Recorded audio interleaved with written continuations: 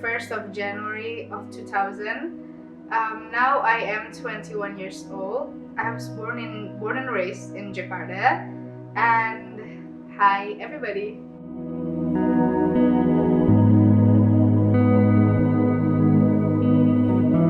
I guess it gets worse with time because everybody has been focusing of how they are very different, and like even it's supported by some medias, some way of promotions or anything that it acknowledge the difference so much that you finally don't see any similarities in them, which it's very cruel because we are born without ordering how we want it to be. So as far as time goes, like I think that we should be closer rather than drifting away further.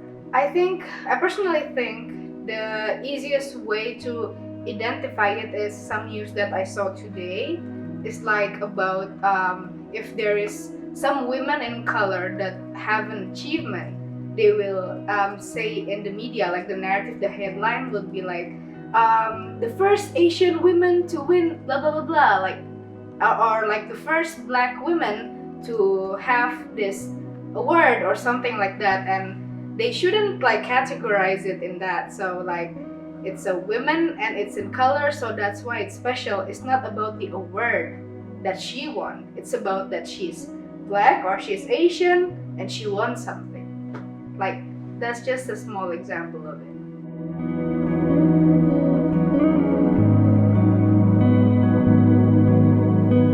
So my problem has been quite a talk out there. Some is pro on how I think of it, and some are not even supporting it. So I have my case, and 2,000 others, half kids, mixed kids.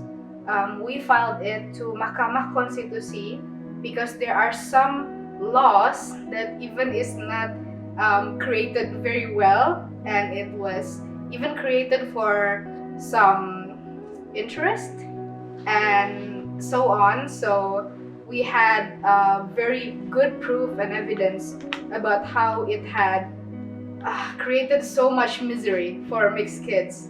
But when the court started and after it ends, our file has been declined. Some are still stateless. I'm lucky enough that French still acknowledge me, but some are still stateless.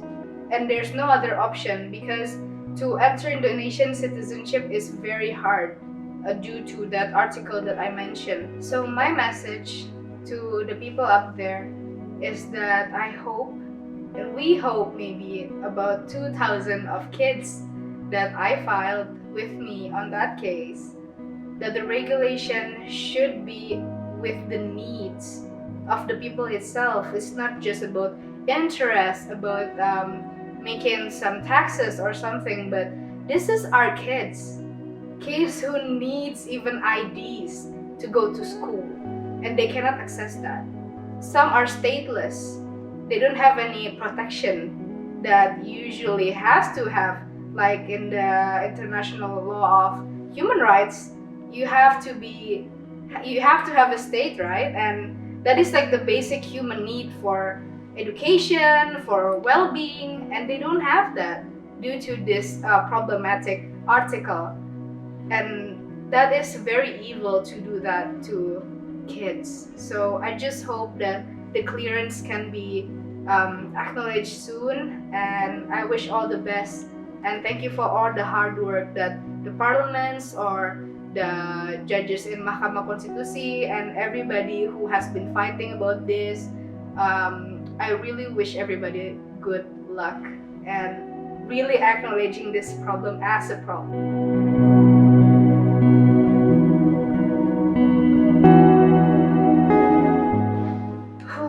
It's been a lot in Paskibraka and even in my daily life. It has been hard because due to my Western descent, as a French/Indonesian woman, it's been hard for me to identify myself in my early stages. So when somebody asks as simple as, where are you from? Usually it's a very friendly question from Indonesians to Indonesians, right? So I always answer, I'm Jakartan because I'm born and raised in Jakarta. And I think that this is my home since I was born. It was my first day and maybe my last day here. And usually they ask, really from Jakarta? Like, really from Jakarta? You look Western. And I will always go like, oh yeah, my father is French. Oh, see, you're French, you're not Jakartan. That goes on. And when I say I'm French, to some people I experiment, I say I'm French. And they will always say, but you live here? Your school is here? Yes. And you're French? Yes. That's not so French. Are you not acknowledging Indonesia? That goes on. And then, if I say that I'm mixed, like, where are you from? I'm mixed. Oh, from where? They were excited. Like, oh yeah, I'm Sundanese, and my mom is Sundanese, my dad is French, but I live in Jakarta. And they'll be like, huh? Like, well, then you're just one of them. They will never acknowledge that I'm mixed, and that mixed is something. Usually, they always say that you have to choose a side. But when I choose a side, the other things happen. So it's kind of weird, but I'm getting used to it. But nowadays, I think that I shouldn't get used to it. It's a discrimination. And some days, when they ask for my opinion, if I'm more opinionated to Indonesia, they will question that I'm French and I'm doing stuff like that. Like, I say good thing about Indonesia, but I don't say good thing about France. Like, why? They will ask me like, why? But you're French. Why are you talking about this for Indonesia and stuff like that? And when I say good thing about French, they will question my Indonesian side. Like, so you don't like Indonesia anymore? That comes very, very, very often. So I think that is my personal life-wise. But on paperworks, whoa, it's another story. So from Mahkamah Konstitusi issue, and then from Paskibraka issue, it always have been an issue about being French. I cannot say for both because nobody here acknowledges me as French or as an Indonesian. So they act like I'm not both and both at the same time. So it's a different feeling. Like, I had a belonging crisis since they don't really acknowledge me as Indonesian, even though I play pebbles when I was small. I play other things that everybody plays in Indonesia. I play congklak, I learned some traditional dances, I'm very fluent at Indonesian more than my English, and as well as I did everything that they did. But they will never relate to any story that I did because they think that I'm still French. But when I'm in France, they treat me like I'm an outsider.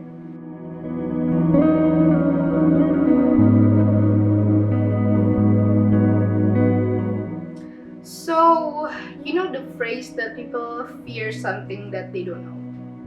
And that happens for religion. Like interfaith things, activities are very important because then you know what they're having, what the other religions are doing. Because most of us, we don't even have attended church, we haven't go to the mosque, we haven't know how our Buddhist friends pray.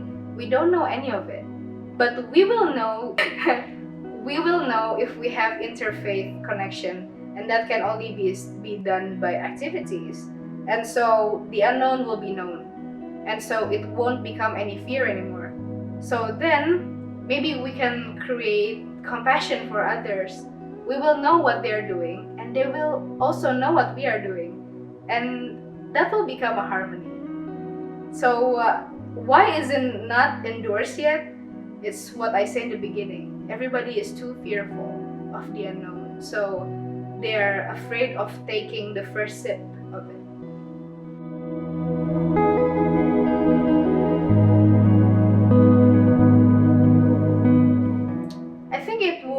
be achieved nationally.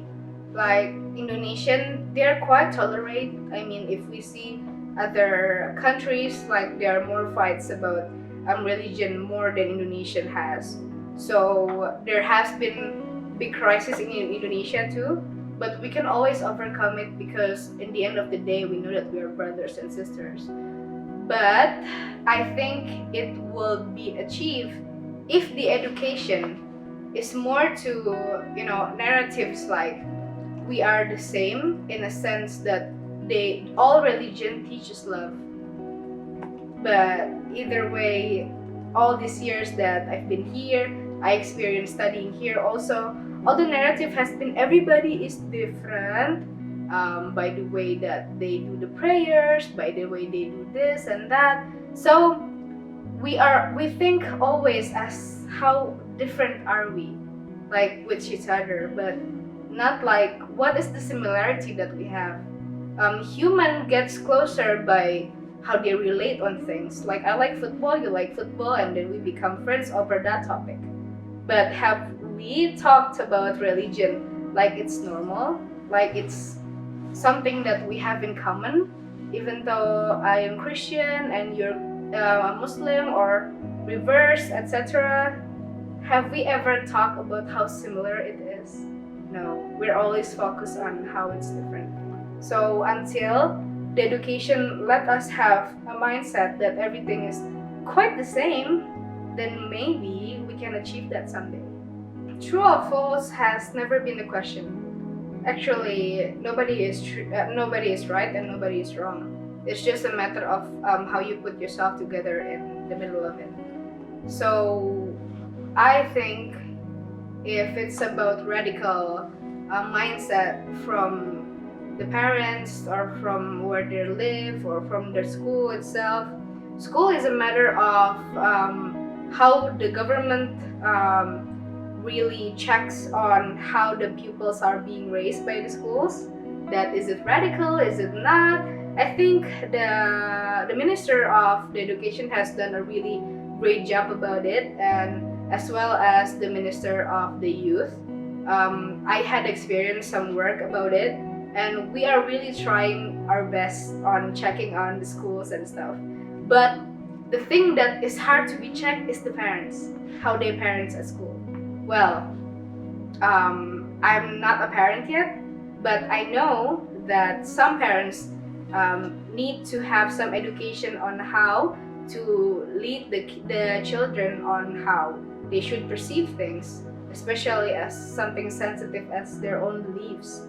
So, if I have a chance to change something in Indonesia, I think I would love to have parents have some little bit of education of how a healthy home is. I think there's no limitation to start the family. That is the problem, because everybody can be married, everybody can have kids without them being credible to have a family or neither kids. So, and then the hate goes on. It goes on for generation to generation just because their parents spread hate. So, what has been done in the heart that is unwell, like they don't have any peace with the society or themselves, and that is carried by vengeful for their kids, their sons, their grandchild, and ideas lives longer than the human itself. So by history, we know a lot of culture still hating on some other culture because they are just like betrothed to the generation above. So I think it can be as if one day that people can really think about other people, be compassionate about themselves or other people when they are thought to do it from the first place. Because primal education really does a big part of the kid itself. That's psychological. And I'm not an expert, but I know this for sure, that happiness also brings happiness. And evil or some bad omens also create those. I completely agree by a phrase said that there's no peace without war and there's no war without peace. So what I perceive it, with the current pace, delivering peace with peace, it's kind of hard because human can only learn when they hurt. That's the solid truth. But about these kind of things, it's hard to make a war about peace. So actually, what I think of, the programs is actually very good, like SDGs and stuff. I'm really happy about those studies, and like I acknowledge it very much. But with the current pace, there's so much people that aren't even aware that the SDGs and stuff are there. So maybe at the current pace, it won't be achieved, but by the same system, but with more power, then it can be attained.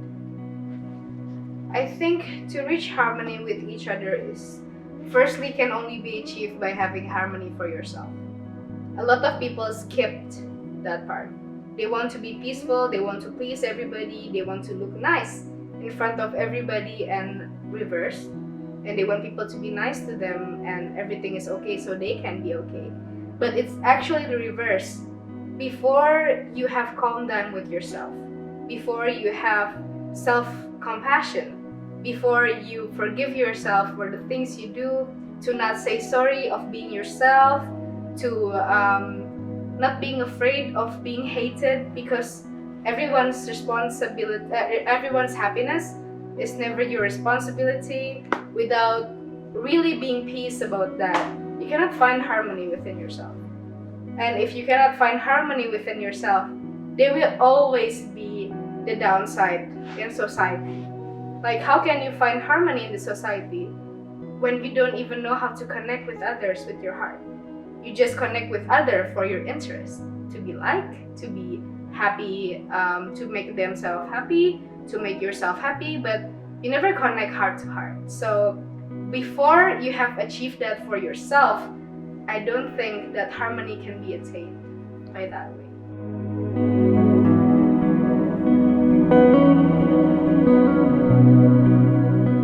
So the problem with interfaith project is people is too comfortable of, being out in the blue. Like, they don't want to know because they're so comfortable with what they have.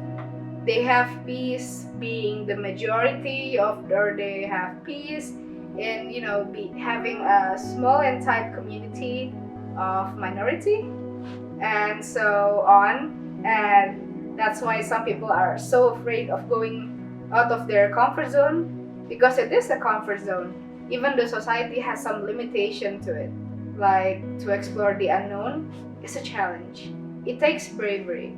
So until the access is more easier to have, to be inside of the interfaith activities, like it doesn't have to be a program. If it's already, like it's a daily thing to have interfaith connections, I think then the interfaith connection can be done easily. Good luck for the 1000 Abrahamic Circles project. I wish you the very best.